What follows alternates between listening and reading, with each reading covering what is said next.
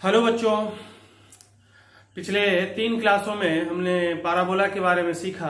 कुछ basic concepts और कुछ बेसिक्स प्रॉब्लम को लेके डिस्कस किया। अब उससे आगे आज हम लोग बात करेंगे पैराबोला के बारे में। तो नेक्स्ट पॉइंट है position of a point with respect to parabola. Parabola के रिस्पेक्ट में किसी पॉइंट का क्या पोजीशन होगा। ये एक पैराबोला है, ये कोई पॉइंट है x1 y1, तो इन पोजीशन पर है। अगर यहां पर है तो ऑन है और इधर अगर है तो आउट है। सपोज पैराबोला है y square equal to 4x, मतलब y square minus 4x is equal to 0। और इस एक्सप्रेशन को, किसी कर्व के एक्सप्रेशन को हम लोग क्या मानते हैं, s। ये बात हमने सर्किल में भी पढ़ा था। वैसे सेम चीज पैराबोला में भी है।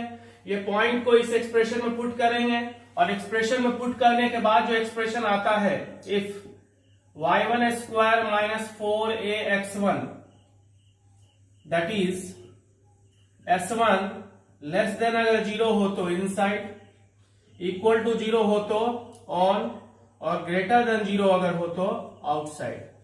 सेम रिजल्ट सर्किल में भी था। उस पॉइंट, ये एक पैराबोला है, ये पैराबोला का इन पोजीशन है, ये पैराबोला का आउट पोजीशन है, और ये इस कर्व पर अगर कहीं है तो वो पैराबोला का ऑन पोजीशन है। अगर पॉइंट को पुट करेंगे कर्व के एक्सप्रेशन में, अगर वो एक्सप्रेशन में पुट करने के बाद अगर वो 0 से छोटा होता है तो इसका मतलब वो पॉइंट कहां पर है, इन पोजीशन में है। अगर 0 के बराबर होता है तो ऑन पोजीशन में, और अगर 0 से बड़ा है तो आउट पोजीशन में। सेम चीज सर्किल में भी, less than 0 inside, equal to 0 तो ऑन, और ग्रेटर देन 0 तो आउटसाइड होता है। क्लियर है।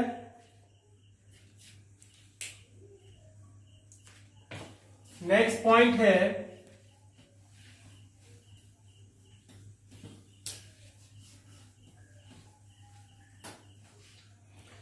relation between parameters, relation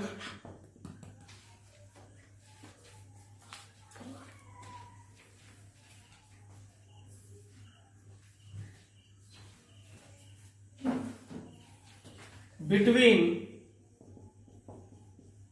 parameters at the end point of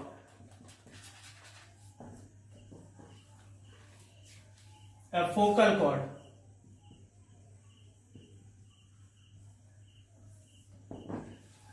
Relation between parameters at the end point of a focal chord means किसी parabola के focal cord के बीच में क्या रिलेशन होगा पैरामीटर्स के बीच में, उसका हम लोग बात कर रहे हैं।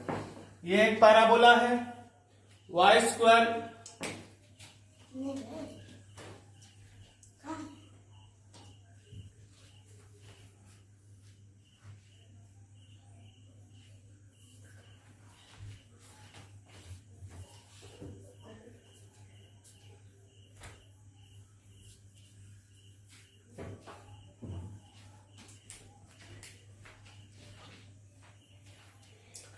So point है relation between parameters at the end point of a focal chord. किसी पैराबोला के, मान लेते हैं ये पैराबोला है y square is equal to 4x, जिस पैराबोला का फोकस है सपोज कितना, a0। तो ये एक फोकल कॉर्ड मान लेते हैं, AB एक फोकल कॉर्ड है। तो इस पॉइंट का कुछ कोऑर्डिनेट होगा, कुछ पैरामीटर होगा। y square equal to 4ax का पैरामेट्रिक कोऑर्डिनेट कितना होता है, 80 स्क्वायर और 280। तो ये एक पॉइंट है जिसको मान लेते हैं a_t1 स्क्वायर 2a_t1, और ये दूसरा पॉइंट मान लेते हैं a_t2 स्क्वायर और 2a_t2। दोनों का फॉर्म वही होगा, क्योंकि पैराबोला पर y square equal to 4ax parabola पर अगर हम कोई भी पॉइंट लेंगे तो उसका फॉर्म होगा a_t स्क्वायर और 2a_t। और हमने कहा था जैसे जैसे t बदलेगा पॉइंट का पोजीशन बदलेगा। तो इस पॉइंट के लिए पैरामीटर हमने t1 यूज किया, और इस पॉइंट के लिए पैरामीटर यूज किया कितना, t2। तो हमें क्या चाहिए, एक फोकल कॉर्ड है, एक ऐसा कॉर्ड जो फोकस से पास कर रहा है। फोकल कॉर्ड के एंड पॉइंट्स मतलब क्या, ए और बी, इस एंड पॉइंट्स का पैरामीटर है, जैसे ए पॉइंट का पैरामीटर हमने T1 लिया और बी पॉइंट का पैरामीटर क्या है T2, तो T1 और T2 के बीच में क्या रिलेशन होगा वो हम जानना चाहते हैं। तो कैसे जानेंगे, तीनों पॉइंट क्या है, कोलिनियर, क्योंकि A S B are collinear, तीनों पॉइंट कोलिनियर है, इसलिए ए एस का स्लोप और बी एस का स्लोप क्या होगा, सेम, इसलिए slope of A S is equal to slope of B S, A S और बी एस का स्लोप क्या होगा, सेम, तो क्या लिख सकते हैं यहां से 2a t1 - 0 by a t1 square minus a is equal to 2a t2 - 0 by a t2 square minus a, 2a से 2a कैंसिल हो गया और यहां से t1 by a common, t1 square minus 1 is equal to t2 by a common t2 square minus 1, a और a cancel, cross multiplication करते हैं तो t1 t2 square minus t1 is equal to t2 t1 square minus कितना t2, सबको left side में लाते हैं तो t1 t2 square minus t1 minus t2 t1 square plus t2 is equal to 0। इस दोनों में t1 t2 कॉमन लेते हैं, t1 t2 कॉमन लेंगे तो क्या बचेगा t2 माइनस t1 प्लस ये क्या बचा t2 minus t1 equal to कितना 0। इस दोनों में आप फिर t2 माइनस t1 कॉमन लेंगे, t2 माइनस t1 कॉमन लिए तो क्या बच गया t1 t2 plus 1 equal to कितना 0। अब ये टर्म 0 हो नहीं सकता, क्योंकि अगर ये टर्म जैसे ही 0 होगा तो t1 बराबर t2 हो जाएगा, तो t1 बराबर t2 का मतलब क्या, ये दोनों पॉइंट कोइंसाइड कर जाएगा, तो ये 0 हो नहीं सकता, तो फिर 0 क्या होगा t1, ये 0 हो नहीं सकता, तो इसका मतलब क्या होगा कि t1 t2 बराबर कितना -1, और यहां से रिलेशन हमारा आ गया t1 into t2 is equal to -1। मतलब अगर कोई फोकल कॉर्ड है तो फोकल कॉर्ड का जो एंड पॉइंट्स होगा, उस एंड पॉइंट्स का जो पैरामीटर्स होगा, तो उसका प्रोडक्ट कितना के बराबर होना चाहिए -1 के बराबर। एक हमारा टॉपिक था कि अगर कोई पैराबोला है, पैराबोला में अगर कोई फोकल कॉर्ड है तो फोकल कॉर्ड का एंड पॉइंट होगा और उस दोनों एंड पॉइंट का कुछ ना कुछ पैरामीटर्स होगा, जैसे कि यहाँ पर t1 इसका हमने माना है और इसका पैरामीटर क्या माना है t2, तो हमें t1 और t2 के बीच में रिलेशन चाहिए था, तो वो रिलेशन हम लोग निकाले। क्लियर है?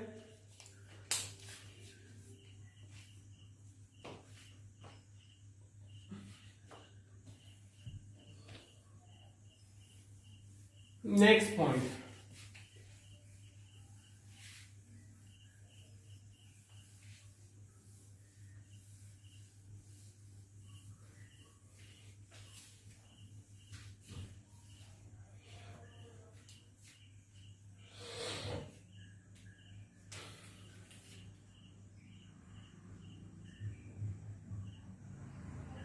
intersection of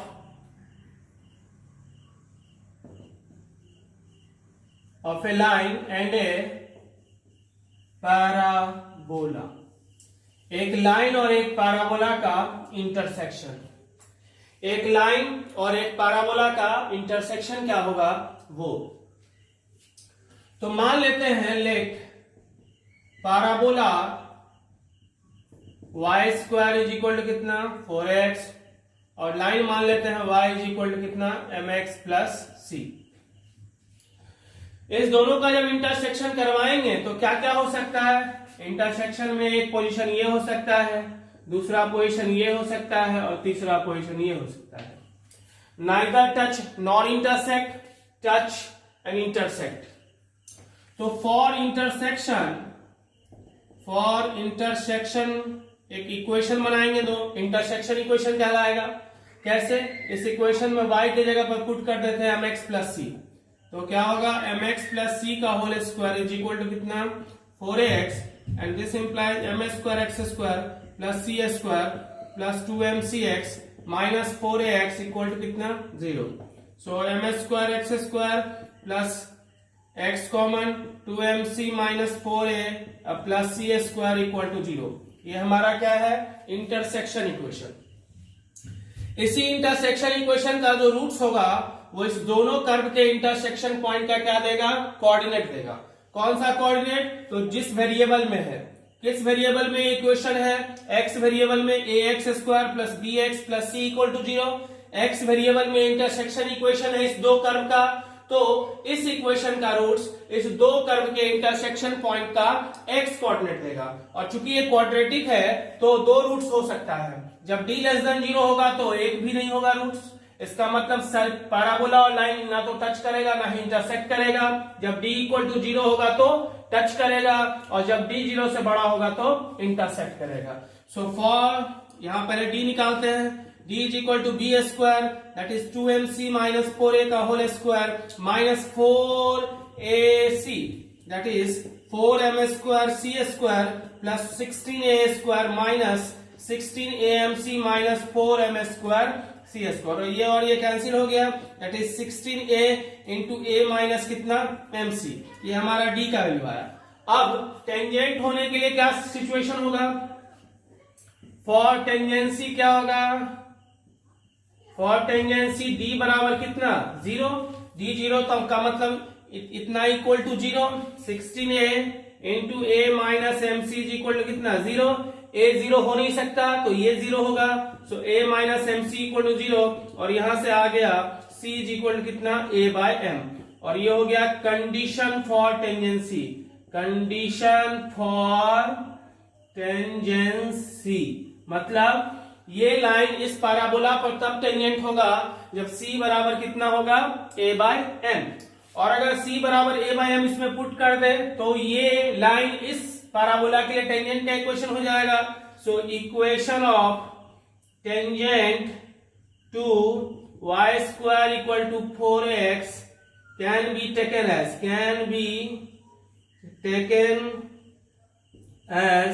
y is equal to कितना mx plus a by m, और ये हो गया इस पैराबोला पर टेंजेंट का इक्वेशन, जहां m क्या है, स्लोप ऑफ लाइन, जहां m क्या है, slope of tangent line, m is the slope of tangent line. तो एक पैराबोल इंटरसेक्शन हम लोग करवा रहे हैं, जैसे कि हमने सर्किल में भी करवाया था।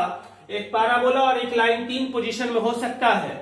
एक पैराबोला मान लिया हमने y square equal to 4x और लाइन माना हमने y is equal to mx plus c।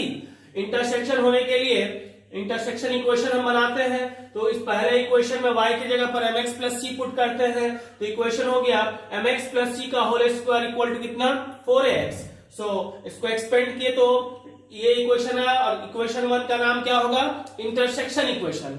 और इस इंटरसेक्शन इक्वेशन जो कि नेचर वाइज क्वाड्रेटिक है, इस इक्वेशन का रूट्स इस दो कर्व के इंटरसेक्शन पॉइंट का कोऑर्डिनेट देगा। कौन सा कोऑर्डिनेट देगा, क्योंकि x वेरिएबल में है तो x कोऑर्डिनेट देगा। हम y वेरिएबल में भी बना सकते थे, अगर y वेरिएबल में इंटरसेक्शन इक्वेशन आता तो इंटरसेक्शन इक्वेशन का रूट्स इंटरसेक्शन पॉइंट का y कोऑर्डिनेट देता। फिलहाल कौन सा कोऑर्डिनेट देगा, x कोऑर्डिनेट, क्योंकि इंटरसेक्शन इक्वेशन x वेरिएबल में है। और इस तरह से हमने उसका d निकाला, और टेंजेंट होने के लिए क्या कंडीशन हमने लगाया, d इक्वल टू 0, और वहां से रिजल्ट आया c is equal to a by m, मतलब y is equal to mx plus c line y square equal to 4ax parabola पर तब टेंजेंट होगा जब c बराबर a बाय m होगा। क्लियर है।